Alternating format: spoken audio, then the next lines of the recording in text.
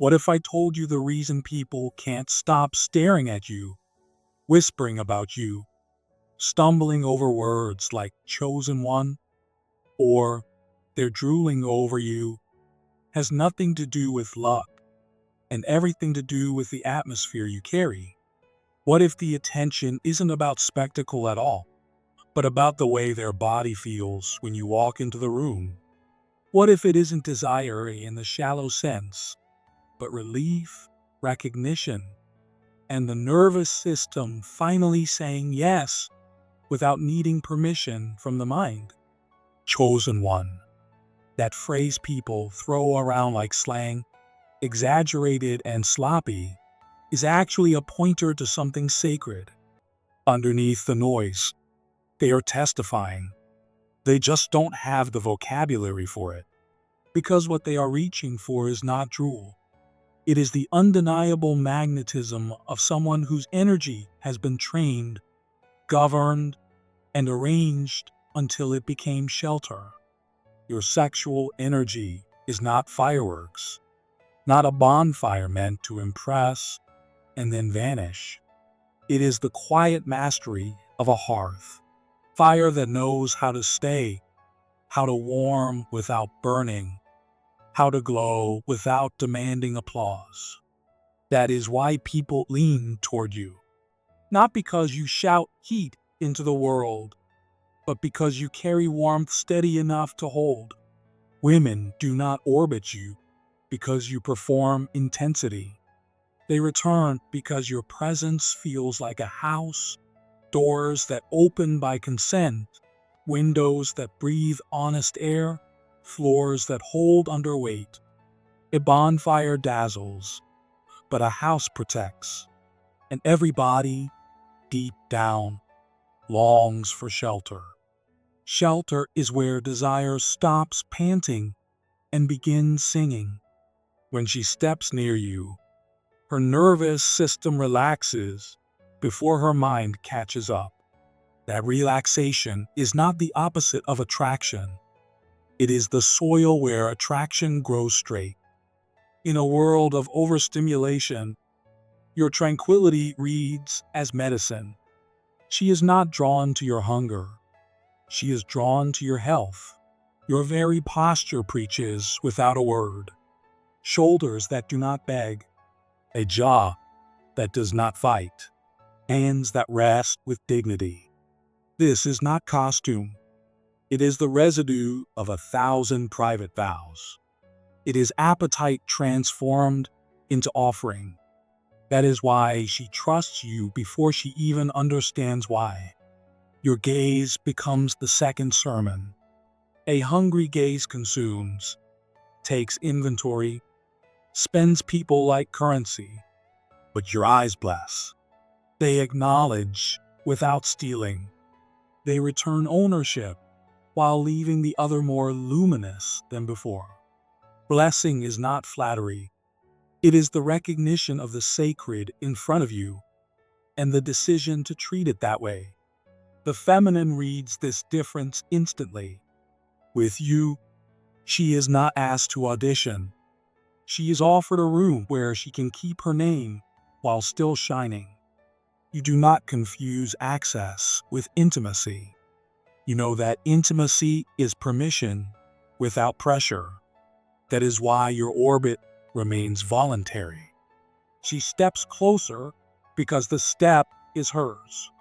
Consent does not slow desire, it sweetens it. In a culture of shortcuts, sweetness is startling. And when sweetness is paired with safety, it becomes magnetism. There is a rhythm inside you that people sense before they even know they are sensing it. A cadence built on work honored, rest protected, prayer guarded, humor kept clean. Your sexual energy is braided into this rhythm, not taped on top of it. That is why your allure doesn't vanish under fluorescent lights or on Tuesdays. Desire that survives a Tuesday becomes trustworthy, and trustworthy desire is rare enough that women are unashamed to confess it. So when they say they're drooling, what they're really saying is, wanting you does not feel like losing dignity. It feels like finding breath. You have trained your fire to be governed, steady, dependable. Heat without governance is noise. Heat under governance is gravity. You are not magnetic because you demand attention. You are magnetic because you waste none. And in that economy, attraction is no longer a spike, it becomes a current. A spike dazzles and disappears. A current carries. You are carried because you are arranged. Rare can be accident. Arranged is devotion, and devotion builds the atmosphere people want to live in. That is all the messy slang is trying to describe. Not lust, not drool, relief, recognition. A nervous system saying, here is someone whose presence steadies me. Chosen one, this is your gravity. Guard it. You greet not as though you are exchanging a formality, but as though you are standing at a doorway and choosing to welcome someone into a living space. Your greetings open thresholds. You move from one moment to another not as if time were a blur to rush past, but as though each transition carried its own bridge, its own integrity. Your farewells do not come as rushed exits, but as completions, as if endings were a discipline, a sacred ethic. People notice even if they cannot name it. They lean toward you instinctively, the way leaves tilt toward the sun. What looks like infatuation to casual observers is often the body's nervous system recognizing safety and orienting toward it. For you, leadership is climate work. You are not concerned with performance or spectacle. You do not dominate. You host. Hosting is not arranging furniture or speaking louder than others. Hosting is arranging conditions so that truth can arrive without force and courage can blossom without shame. You guard temperature so that openness does not wither. You guard pace so that depth does not drown. You guard the edges so that intimacy does not turn counterfeit. When conversations sprint out of fear, you slow them down, returning them to meaning without condemnation. When humor shows up to cover discomfort, you allow it, but you also open the hidden door so truth can enter in its own timing. When silence arrives, timid and shy, you sit beside it until it finds the strength to speak. The body knows when it does not have to pretend, and in such climates loyalty forms. From a distance, that loyalty looks like obsession, but up close it is simply relief repeating itself. Your purpose steadies you like ballast in a ship's hull. Applause may crash on one side, accusations may thunder on the other, but you do not flip because purpose anchors you. This steadiness frees the feminine from becoming your oxygen tank. She can be wild, shifting, tender, unpredictable, because your breath is drawn from something higher. Weather becomes more beautiful when the vessel is sound, and she senses the soundness of your vessel in what you refuse. You do not grab for cheap laughs to score points you do not need. You do not cast glances to collect debts you do not want. You do not rush when meaning requires another breath. These refusals are carpentry, shaping your character into beams and rafters that hold space. And character is attractive because it builds rooms where love is both sacred and useful. Your curiosity is warm, and warmth is what makes it safe. Warm curiosity seeks wonder. Cold curiosity interrogates to gain leverage. You practice the first. You ask for someone's story, not to own it, but to honor it. You notice when guardedness dissolves into playfulness, and you widen the field so it can run. You remember that grief once asked for dim light, and you do not fling open the blinds simply because it is day. Being seen this way does not shrink a person into a case study. It grows them into a garden. Gardens invite lingering. Lingering in your presence feels clean, because no one has to check their identity at the door in order to be welcomed inside. You are stubborn about gratitude, not sugary, surface-level thanks that fogs everything, but precise gratitude that names courage, that acknowledges boundaries, that recognizes patience. Precision makes gratitude structural. Structure shifts posture. Posture influences choices. Choices create futures. Desire that can see into the future without collapsing into fear is rare. Restful desire is not weakness. It is strength with stamina. It carries both weight and beauty. It goes farther without breaking, and it sees more scenery on the journey. You do not worship faultlessness. You practice faithfulness. When friction arises, you do not orchestrate drama to gain points for heroism. You tune the instrument and return to the song. Your tone stays human. Your pace stays humane. The house improves quietly, without performance, and memory records that as a reason to return. Returns repeated create culture, and culture outlasts chemistry. This is the longevity people clumsily describe as can't get enough. It is not hunger that devours. It is home that welcomes without end. Even endings with you are handled differently. They are stitches, not exits. You do not vanish and call it mystique.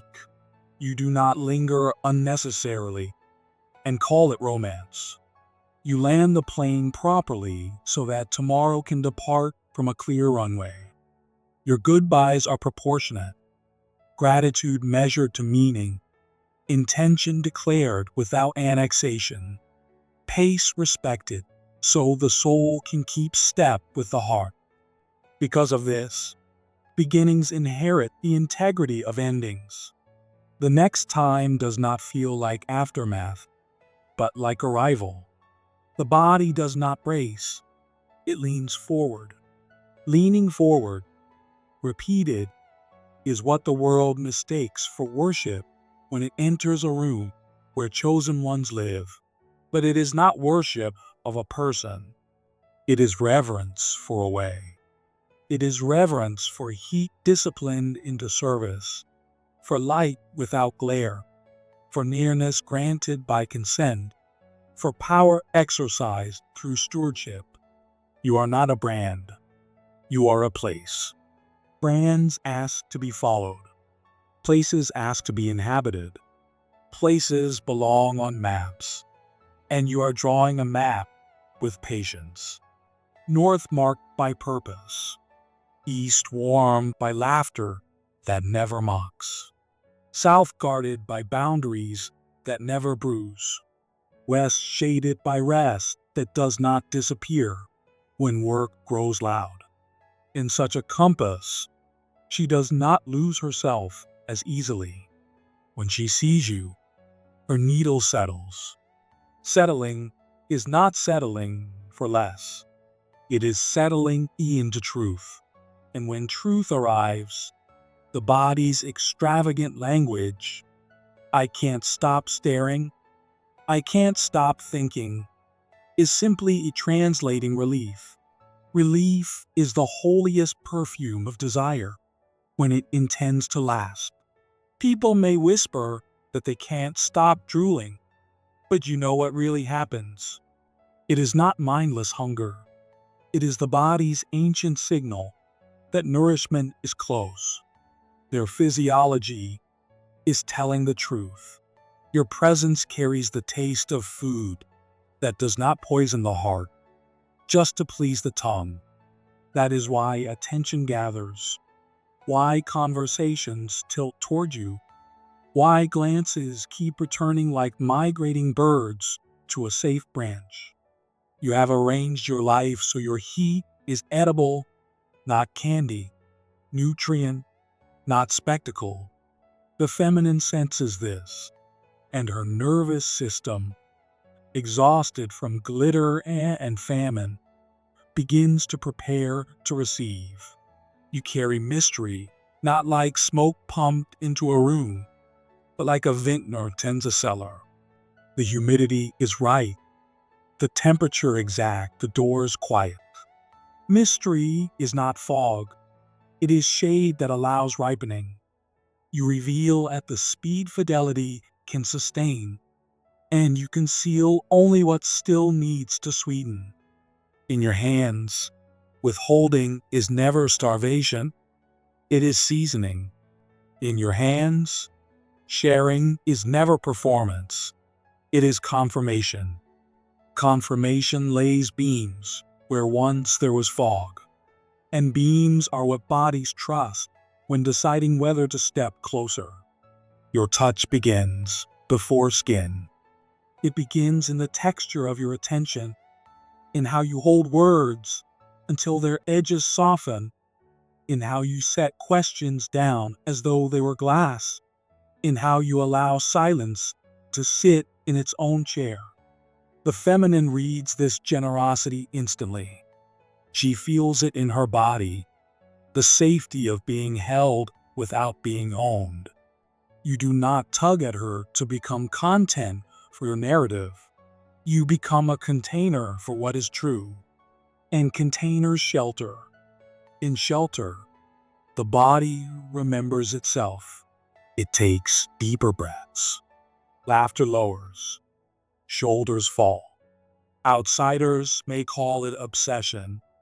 Insiders know it as relief wearing joy. You practice erotic restraint with reverence, not with fear. You know the difference between tension that invites and tension that harms. You honor the physics of heat. Left ungoverned, it becomes wildfire. Guided, it forges iron into tools. Your governance shifts atmosphere from emergency to ecosystem. And ecosystems do not beg for rain. They prepare their soil to use it when it comes. Your cultivation is seen in the smallest choices. Finishing what you start, so trust can keep time. Resting, so tenderness never borrows patience.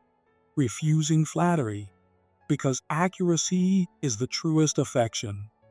These invisible investments yield visible fruit. They appear in the way she brings you the parts of herself that cannot tolerate crowds. You do not audition for intimacy. You arrange conditions where intimacy is optional and therefore honest. Optionality is your secret power. When closeness is not forced, consent stops panting and begins to sing. Consent that sings is the rarest choir. Its song changes the way time feels. Suddenly later becomes a lover of now, not its rival. Suddenly slow is no longer an obstacle, but a texture. The body moves differently, fewer fireworks, more candlelight, fewer frantic leaps, more rooted turns. You keep wonder alive after knowledge arrives. Many men let familiarity spoil into control. You allow it to ripen into fluency.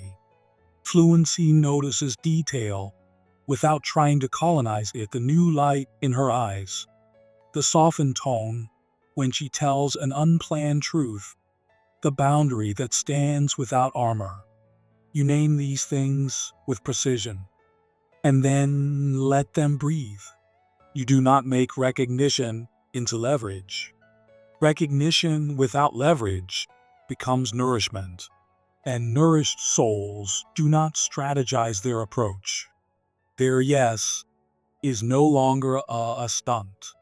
It is a sentence that fits. You are not a riddle to be solved. You are a country to be walked. Countries reward patience with vistas, not quick answers. Trails bend. Weather shifts. The light at dusk tells more than the map at noon. She is drawn again because the landscape keeps honoring her freedom. You offer trail markers, not traps. Ridges, not bait. Your gravity is not a magnet that strips. It is a landscape that invites. Desire that invites instead of extracting becomes durable. Durable desire learns to steward appetite instead of apologizing for it. And stewardship makes hunger holy. Preparation for such presence is exacting. Keep your heat under vow. Remain faithful to the promises you made when no one applauded. Let your strength remain in service. Let your truth speak at a human volume. Let your touch be governed by reverence. Let your time be ordered by meaning. Let your body become a language that does not lie. When she reads that language, she will not hunger blindly. She will rest in the belief that she has found food that does not cost her her name.